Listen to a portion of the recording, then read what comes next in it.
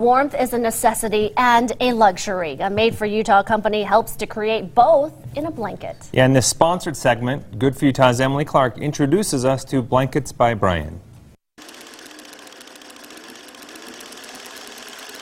With each stitch on this antique sewing machine, Brian Severson hopes to help people feel comfort. I love every single blanket I make. A few years ago, while a friend was really struggling, Brian made her a blanket with minky fabric.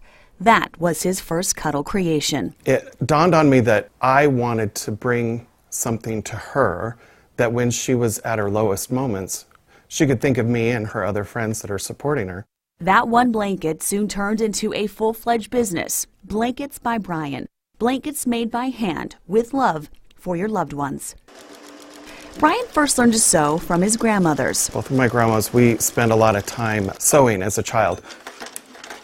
And now their memory and legacy lives on as he uses one of his grandmother's sewing machines to do most of the labor inside this Salt Lake County studio. It's the very last all-metal part World War II Singer sewing machine. It's an antique, but the great thing about that is it's never going to wear out. All of the detail work I do with this machine. While the goal of any business is to be successful, and Brian definitely wants that, for him, it's really more. He wants to create comfort and even a distraction from life's problems with each of his blankets and products made with only quality minky fabric.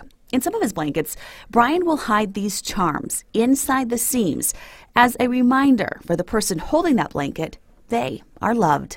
It's kind of like a puzzle because every time you pick up that blanket, you'll find yourself searching along the seam, along the edges of the blanket to find them, to distract yourself. Blankets by Brian, a Made for Utah company, creating comfort. Emily Clark, Good for Utah. For more information on Blankets by Brian and other Made for Utah companies, you can head over to our website. You'll find us at goodforutah.com.